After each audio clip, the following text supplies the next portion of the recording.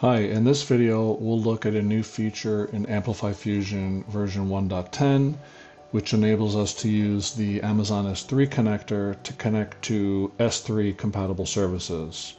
In prior videos we've used it to connect to AWS S3, but as of 1.10 we can now connect to S3 compatible services. So Akamai Linode is an S3 compatible service. I have two buckets, lbtest and lbtest2. lbtest has one file, employees.csv, and what I want to do is create access keys. So I come over to my object storage access keys, create an access key. I'll give it a label.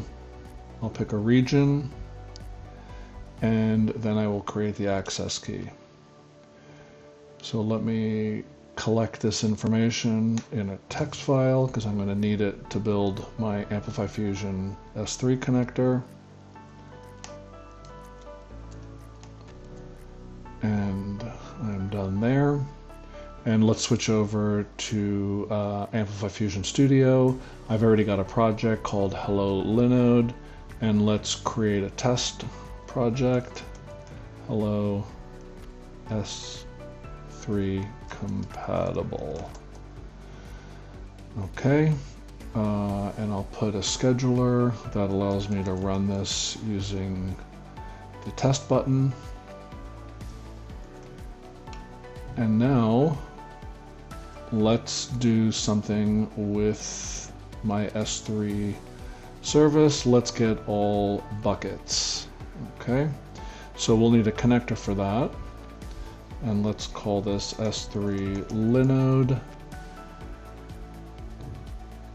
And I need the information that I just saved. So the URL is right here. Let's just put an HTTPS in front of that. My access key. And my secret. And in this URL I also have my region. And let me click update. And at this point I should be good to go. And now let's come back up here, refresh, grab my connector. There's no parameters here other than max number of buckets, but let me save this and run. And if I look in the monitor and click on that, I can see my two buckets. Okay, let's expand this example real quickly and let's download a file. Let's do the get object data. Let's expand this. Hello Linode. My bucket name was lbtest. Yep.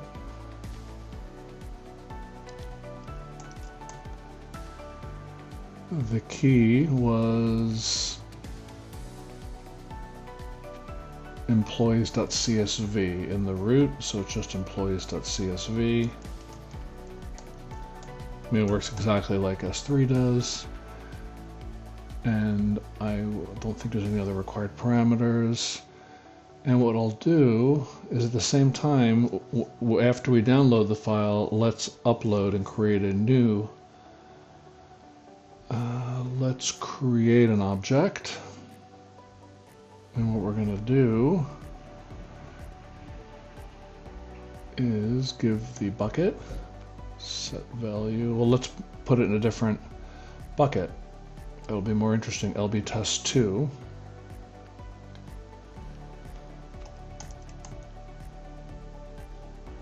And the key set value.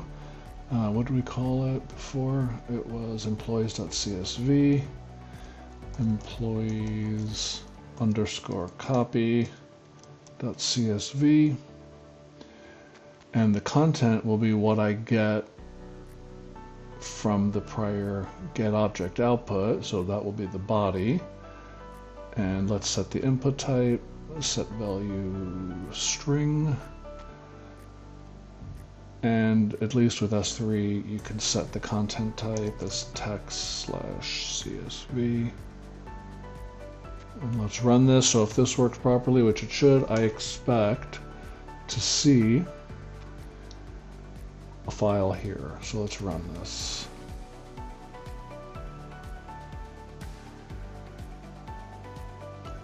And if I come over here, click refresh, there's employees_copy.csv. It's 2.53 KB. If I come here, 2.53 KB. So in this video, we saw how to use the 1.10 Amazon S3 connector and connect to S3 compatible object storage services. Thank you.